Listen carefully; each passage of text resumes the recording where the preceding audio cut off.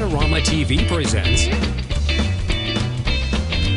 You Keep Shooting with Bryan Peterson. Well, I find myself down here in Dumbo, which is again in New York City area, and I've got this phenomenal wall that's been remarkably vandalized in a very positive way. It's wonderful graffiti, paintings, and things like that, and I'm going to come along here and make a nice photograph of any number of these areas on this particular wall. In particular, what I've done is I've managed to find this piece of chain here with some wonderful spray paint and old textures and whatnot, and we're going to take a picture of that chain. We're going to do it two different ways. I'm going to suggest that you consider the second choice as being the more favorable. Hi, I'm Bryan Peterson, and I'm the author of Understanding Exposure and Bryan Peterson's Field Guide to Understanding Photography. I'm down here, as I mentioned, in New York City's Dumbo district, and what I'm going to show you now, right off the bat, is an available light exposure of this little bit of wall of texture along with that piece of chain. I'm on a 2-second delay here. If this is classic, who cares? Meaning depth of field's not an issue. Therefore, I'm at f11. And I'm going to set the camera up accordingly and take one more look. I love it. And 2-second delay. Take a look at that photograph without benefit of any extra light. This is strictly available light.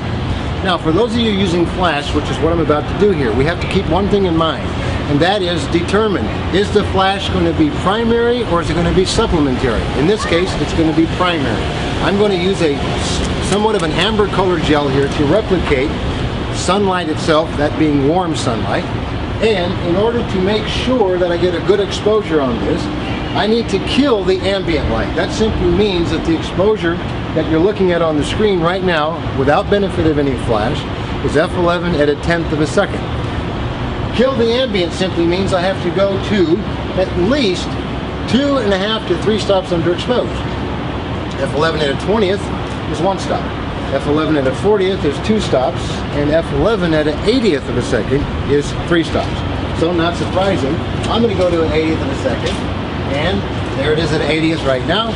I've got the flash set up. On the back of the flash, my SP900 Nikon is set for an aperture of f11 based on a relatively close distance. I'm going to be right here approximately 18 inches away, so I have powered the flash down considerably. So just how considerably powered down is that flash? Well, it's powered down to a 16th power, in fact, because again, my distance is incredibly close at f11. In fact, like I mentioned, about 18 inches away. So at a 16th power, 2-second delay on the flash. Let's take a look at the difference between the two. And side by side, which do you prefer? It's pretty clear which one's the more dynamic. The one that's hit with the flash. That's because of the side light, and the introduction of that shadow creates a picture with a lot more depth, subsequently a lot more feeling. Something to think about the next time you come across a wall, you got overcast light, just bring out the flash, a little bit of an amber gel, and make your own side-lit sunshine. Until next time, this is Bryan Peterson saying, you keep shooting. This episode is brought to you by AdoramaTV. Visit the Adorama Learning Center where you'll find photography tips and techniques, links to the gear used in this episode, and related videos. For all the latest photography, video, and computer gear, visit Adorama.com. And the next time you're in New York City, visit our store located on 18th Street between 5th and 6th Avenue.